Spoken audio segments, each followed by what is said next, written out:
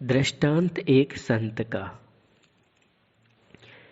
श्री पंडित श्री जगन्नाथ प्रसाद जी भक्तमाली एक बार श्री हरि बाबा के बांध पर कथा कहने गए। साथ में एक संत को भी ले गए। जब बांध पर पहुंच गए तो उन संत जी को याद आई कि मेरे ठाकुर जी तो गाड़ी में ही रह गए। वे बड़े विकल हुए। स्टेशन वहां से 8 कोस था। लोगों ने समझाया कि सेवा पूजा के लिए दूसरे ठाकुर जी ले लीजिए। स्वयं श्री पंडित जी एवं श्री हरि बाबा ने भी समझाया, परंतु वे तो रोने लगे। लोगों ने कहा, भाई रोने बिलखने से अब क्या होने वाला है, गाड़ी तो ना जाने कहाँ चली गई होगी। परंतु उनकी विकलता बढ़ती ही गई। तब श्री हरि बाबा ने कहा, इन्हें जाने दो, ये स्टेशन तक हो आवे, इसमें इन्हें संतोष हो जाएगा, नहीं तो ये रोते रोते प्राण छोड़ देंगे, यज्ञ में विघ्न हो जाएगा। संयोग की बात, जब संत जी स्टेशन पर गए तो वह गाड़ी अभी स्टेशन पर ही खड़ी थी। पूछने पर वहां के लोगों ने कहा कि किसी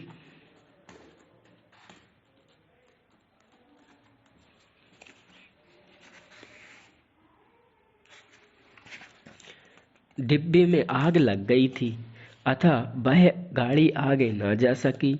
संत जी ने अपने ठाकुर जी को खोजा तो वे यथा स्थान मिल गए। वे खुशी खुशी फिर बांध लौट आए। तो भगवान भक्तों के सर्व सब है। मुनि जन धन सर्वस शिव प्राणा, बाल केली रस तेहि सुख माना। त्वमेव माता च पिता त्वमेव। अतः भगवान की भक्ति भगवान से संबंध जोड़ देती है और भगवान फिर वो संबंध निभाने में कसर नहीं रखते। दृष्टांत गोपियों का। रास में श्री कृष्ण जी के अंतर ध्यान हो जाने पर विरह विकल ब्रजांगनाएं सब ढूंढ ढूंढ कर हार गईं, तो पुनः श्री यमुना पुलिन पर आकर श्री कृष्ण का गुणगान करने लगी। यथा पुनः पुलिन मागस्त्य कालिंधा कृष्ण भावना, समवेता जगुः कृष्णम तदागमन कांक्षिता। श्री कृष्ण के आगमन की आकांक्षा एवं प्रतीक्षा करने वाली कृष्ण प्रेम में तन्मय गोपियां श्री यमुना जी के पावन पुलिन पर आकर एकत्रित हो श्री कृष्ण के गुणों का गान करने लगी। ठीक उसी समय उनके बीच श्री कृष्ण प्रकट हो गए। उनका मुख कमल मंद मंद मुस्कान से खिला हुआ, गले में बनमाला थी, पीतांबर धारण किए थे। उनका रूप साक्षात कामदेव के भी मन को मथ डालने वाला था।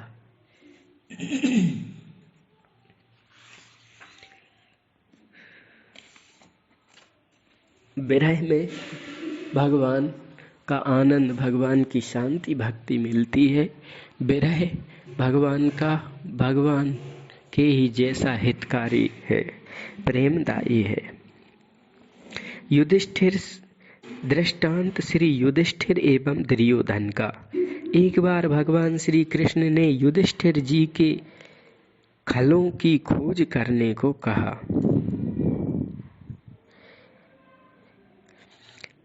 परम भागवत धर्मराज श्री युधिष्ठिर जी को कोई खल नहीं मिला। ऐसे ही एक बार, खल माने दुष्ट पापी, ऐसे ही एक बार दुर्योधन से साधु की तलाश करने को कहा तो उसे कोई साधु नहीं मिला। ऐसे ही संतों ने यहाँ भी पुत्र प्रेमासक्त राजा को परम संत से भी समझा, यहाँ समझने में भूल हुई। इस पर दृष्टांत एक बुढ़िया का। एक गांव में एक पंडित जी कथा कह रहे थे।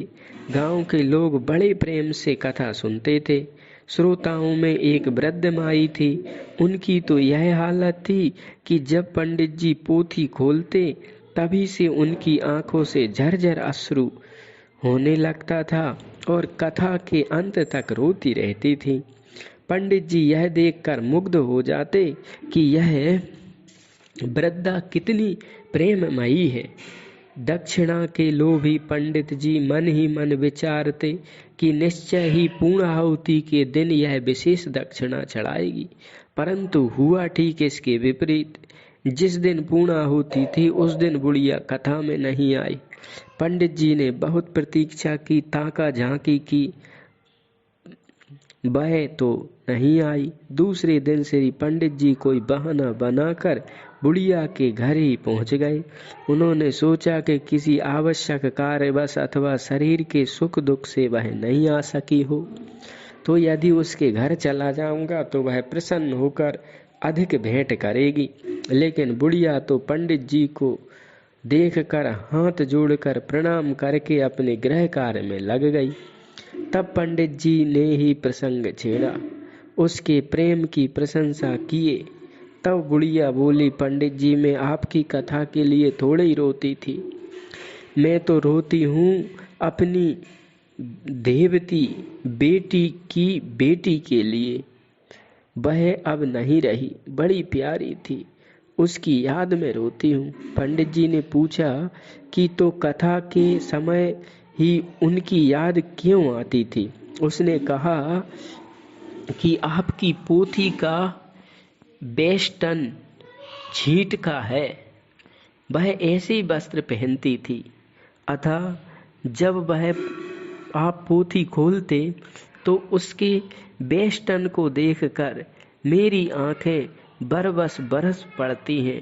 पंडित जी ने माथा ठोका कि बड़ी भूल हुई, मैंने तो इसे कथा प्रेमी समझा था। तो आसक्ति ज़्यादा किसी के प्रति नहीं करना चाहिए, दूरदृष्टि रखनी चाहिए। दृष्टांत गोपियों का। भगवान श्री कृष्ण प्रायः ब्रज की, विशेषकर ब्रज गोपियों की प्रेम चर्चा करते रहते, जिसे सुनकर महारानियों को अनख होती कि उन अहिरिनों के प्रेम में ऐसी कौन सी विशेषता है जो श्री द्वारिकानाथ जी हम लोगों के प्रेम की चर्चा ना करके उनके भाव में डूबे रहते हैं। सर्वंतर्यामी श्री कृष्ण ने रानियों के इस अनावश्यक अनख एवं अहंकार को दूर करने के लिए एक बार एक लीला रची। एक दिन महारानियों से वार्ता विनोद करते करते पेट दर्द का बहाना करके लेट गए। रानियों की विकलता का पारावार नहीं रहा। इतने में देवर्षि नारद जी आ गए। भगवान के मन है वो तो। औषधि के संबंध में पूछने पर भगवान ने बताया कि यदि किसी प्रेमी भक्त की चरण रज मिल जाए तो मैं तत्काल अच्छा हो सकता हूँ। फिर क्या, श्री नारद जी चल पड़े चरण रज की तलाश में। पहले रानियों से ही मांगे, परंतु सबने इनकार कर दिया, यह कहकर कि यदि हम ऐसा करेंगी तो हमें घोर पाप लगेगा और हम नरक की भागिनी बनेंगी, अतः यह महान अनुचित कार्य हम नहीं कर सकती। श्री नारद जी ने यह बात श्री कृष्ण को सुनाई तो आपने ब्रज जाने का संकेत किया। श्री नारद जी ब्रज आए। श्री कृष्ण के पेट में दर्द की बात सुनकर गोपियों के प्राण सूख गए। वे घबरा कर बोली, नारद जी कोई वैद्य, कोई औषधि? श्री नारद जी ने कहा, हे ब्रज देवियों, है तो सब, परंतु उसकी प्राप्ति दुर्लभ है। आश्चर्य तो यह है कि वह वस्तु सबके पास है, परंतु मैं संपूर्ण संसार में चक्कर लगा कर आया, लेकिन कोई उसे देना नहीं चाहता। गोपियों ने आधीर होकर कहा, नारद जी यदि वह वस्तु हम लोगों के पास भी है तो आप शीघ्र बतावें, हम अभी उसके देने तैयार हैं। भला प्यारे के लिए ऐसी कौन वस्तु है जो हम ना दे सके? श्री नारद जी ने कहा, ऐसी बात है तो तुम लोग श्री कृष्ण के लिए अपनी चरण रज प्रदान करो। यह सुनते ही सब की सब गोपियां अपने पैर बढ़ाकर कहा कि जितनी चाहो उतनी धूली ले जाओ। श्री नारद जी ने उनको समझाते हुए कहा, अरे बाबरी गोपियों, क्या तुम यह नहीं जानती श्री कृष्ण भगवान है, भला उनको खाने के लिए तुम अपने पैर की धूली देती हो? क्या तुम्हें नरक का भय नहीं है?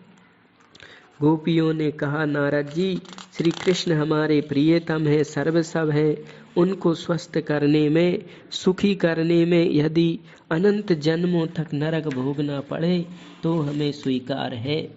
गोपियों का यह दिव्य भाव प्रेम देखकर नारद जी बेहल हो गए। श्री राधिका जी एवं ब्रज गोपियों की चरण रज स्वयं अभिषिक्त होकर श्री कृष्ण के लिए भी उनकी पावन चरण रज की पोटली बांध कर ले आए। श्री कृष्ण ने वह महा औषधि सेवन की, तत्काल स्वस्थ हो गए। यह सब सुन देखकर रानियों का अभिमान गल गया। उन्होंने मन ही मन इन परमानुरागिणी ब्रज देवियों को प्रणाम किया।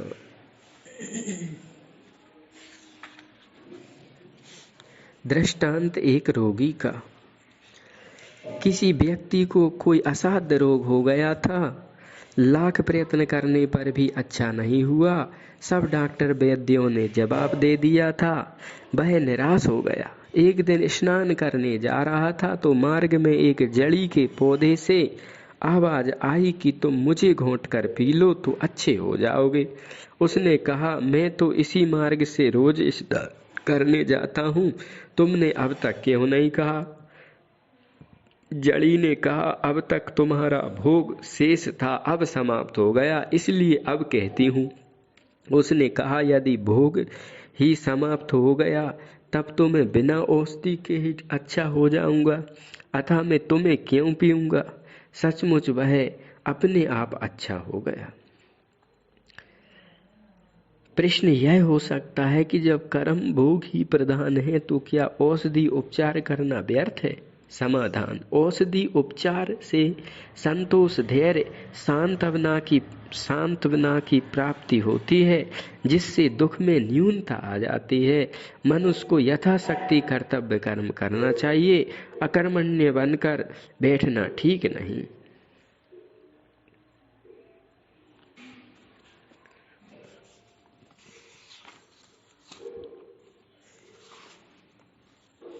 दृष्टांत श्री निम्बार्क कोट के बाबा जी महाराज का। श्री निम्बार्क कोट में श्रीमद् भागवत सप्ताह यज्ञ हो रहा था। श्री पंडित जगन्नाथ प्रसाद जी भक्तमाली कथा व्यास थे। 5वें दिन नंदोत्सव के उपलक्ष्य में विशेष भंडारा था। तस्मई की विशेषता थी। एक दिन संत जी ने रसोइया से तस्मई के लिए एक बड़ा सा कटोरा मांगा। रसोइया जी तेज मिजाज के थे। झुंझलाकर बोले कि चाहे कटोरा ले लो चाहे थाली, दूंगा तो मैं उतना ही जितना सबको दूंगा। इस पर वे संत बिगड़ गए। दोनों में खूब तड़प झड़प हुई, हल्ला गुल्ला मच गया।